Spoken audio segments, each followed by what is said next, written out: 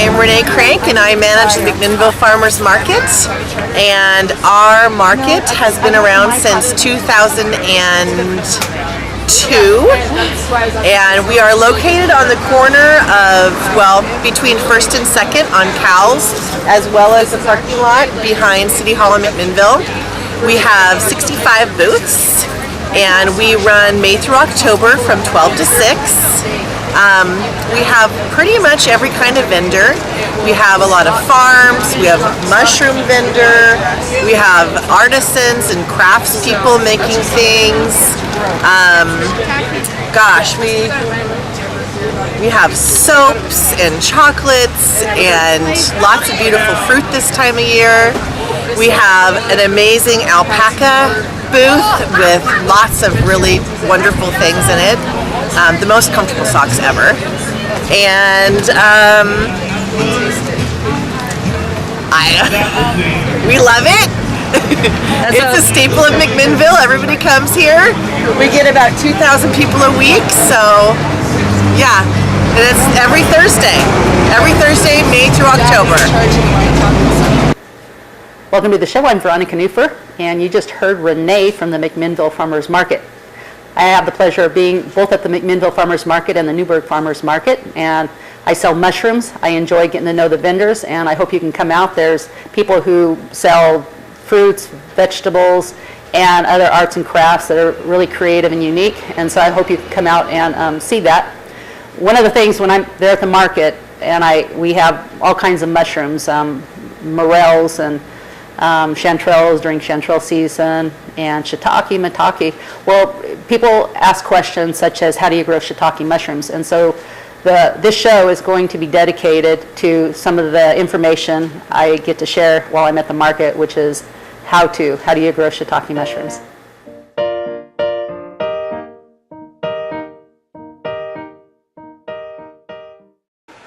So today we're going to talk about and show a little quick video about the development and growth of shiitake that we cultivate here on our farm out here in Yamhill, Oregon. And this is one of our, what we call an incubation room. This is after they've been mixed and inoculated with the strain of shiitake that we're producing. And this room here has about 8,000 of these bags in here that are incubating. And incubating simply means that the spawn has already been put into the bag has been sealed, and now it's sitting in here in a warm climate, about 73 degrees, and is growing. And in this bag here, you can't see anything growing because it was just put in 2 days ago. So you can see hardly anything at all growing on that. You can just see kind of the wet sawdust. It's got nutrients in it in bags. And then this is one batch over here. We do a batch of 1,200. And this is another batch that we put in on the 27th of April. So that would be, what's that, about 5 days. So in 5 days they went from not being able to see any growth at all. You can see the mycelium just starting to grow in there in the bag.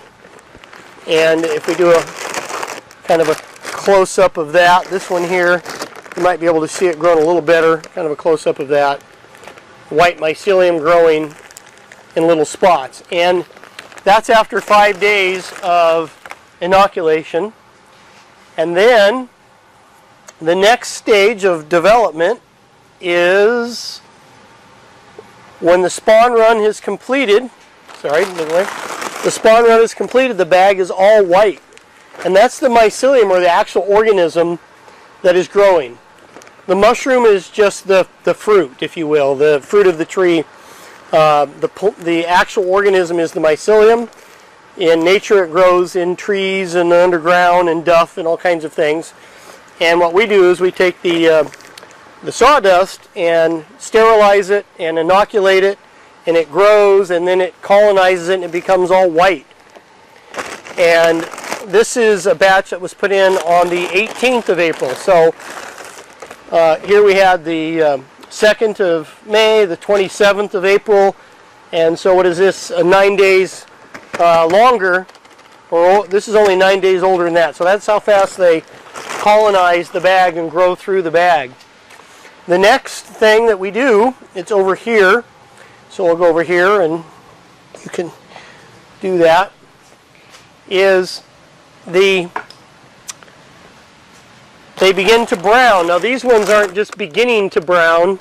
They have already fully browned, where they have really colonized this thing and knitted together, so to speak, the sawdust and the nutrients, and we put the right amount of water in there, and it makes its own skin. So this goes from a bag of sawdust to now a solid unit knitted together by the mycelium, and then it develops this juice. We like to see this liquid right here. That's telling us it's in the final stages of growth. And this one was put in on the 9th, March 9th, this batch. And so what is today? Today would be the 5th? 4th. Today's the 4th. So this here is at about 7 weeks, 7.5, 8 weeks. So we go from a bag of sawdust to a bag that could be pulled right now and put into our fruiting rooms, which we'll show you in a minute, where they come out of the bag and they go into a room to actually grow the mushrooms out of that block. So there we are in our incubation room. That's those stages, and the next stage is going to be our fruiting room, and we'll show you that next. Hi, this is Bob with Whole Earth Harvest. We have now moved into our fruiting rooms, where we last time showed you in the incubation room the process of the shiitake mycelium growing through the sawdust and beginning the colonization, and finally completely colonize the block. It binds together all of the nutrients and the sawdust that we use, and forms its own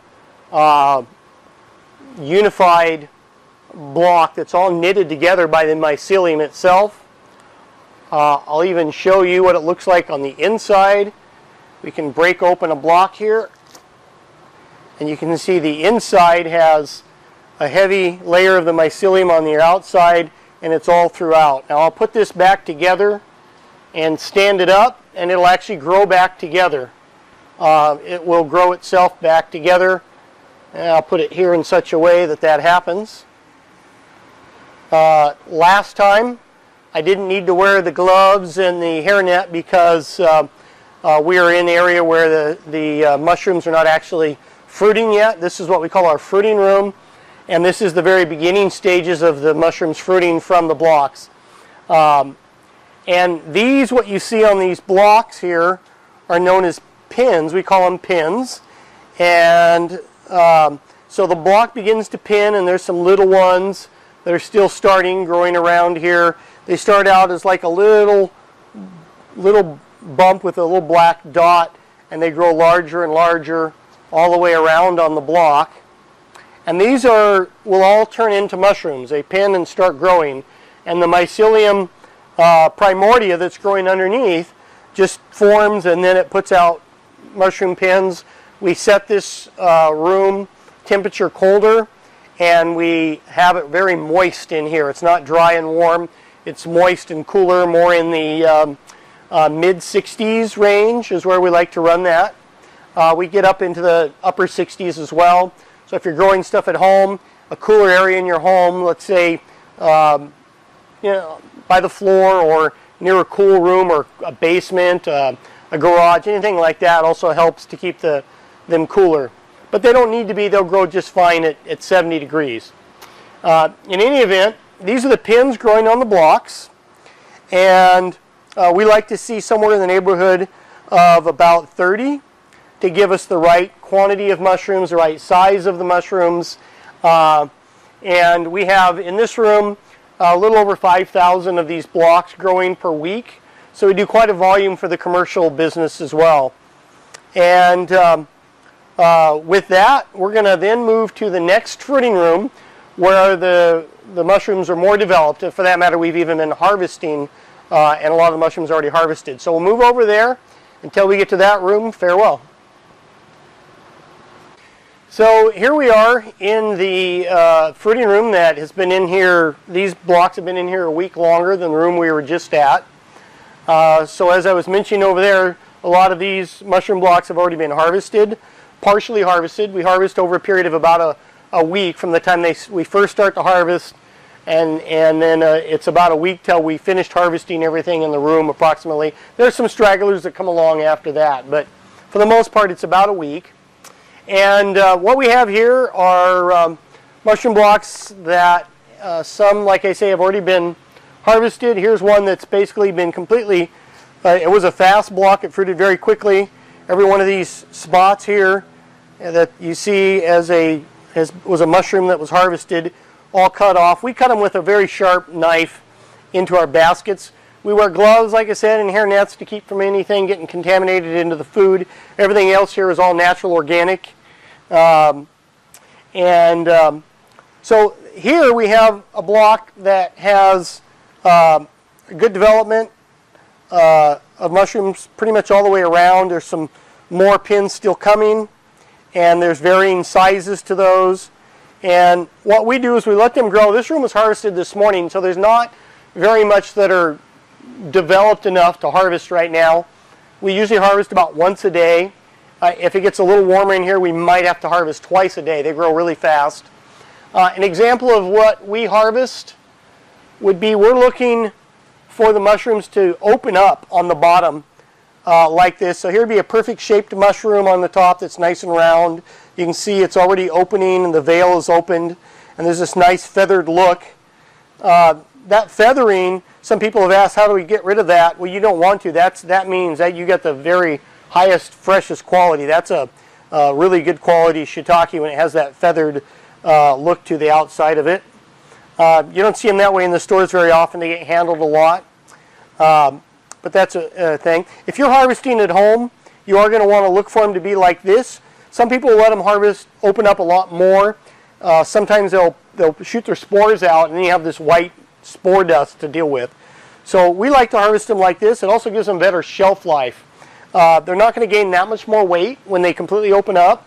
I think the flavor quality and all the nutrients are best with everything in it. So we try to cut these ones out. You can take scissors or a knife and just nip out the one that's ready, leave the other ones behind, and then set it back in your grow kit if you're doing a grow kit, or in our case, just back on the racks. We have another block that has got a couple that are ready, and all these other ones that have been harvested. And we put them in the room for fruiting, and from the time we put them in, open them out of the bags and put them in the room till they are, the pins are showing, which is what you saw in the other room we were just at. It's about a week, I think it is. No, that's less than a week. We put those in on a Friday. So this is Wednesday. It's been 5 days. So we went from taking it out of the bag with nothing on it to those pins in 5 days, and this is another 7 days after that. And what will happen is we change the temperatures up and down in this room. There'll be mushrooms after mushrooms. A block that doesn't have a whole lot on it here, but nice, really big, beautiful mushrooms, later on will produce more and more and more mushrooms over the next 10 days or so. So we fruit in here for about 3 weeks, and that's when they're finished fruiting. And then at that point, you can rehydrate those blocks, let them rest a little bit, put some water on them, soak them, and rehydrate them and get them to fruit again. We use most of these blocks, about half of them, we regrind it back into our mix, which adds nutrients and moistures and some other things like that there. But we wanted to show you the mushrooms growing right out of the blocks, just like you would get in a grow kit at home. And we just wanted to give you an idea what that looks like on a large commercial scale. So there you go. Whole Earth Harvest Shiitake Growing Room. Thank you very much.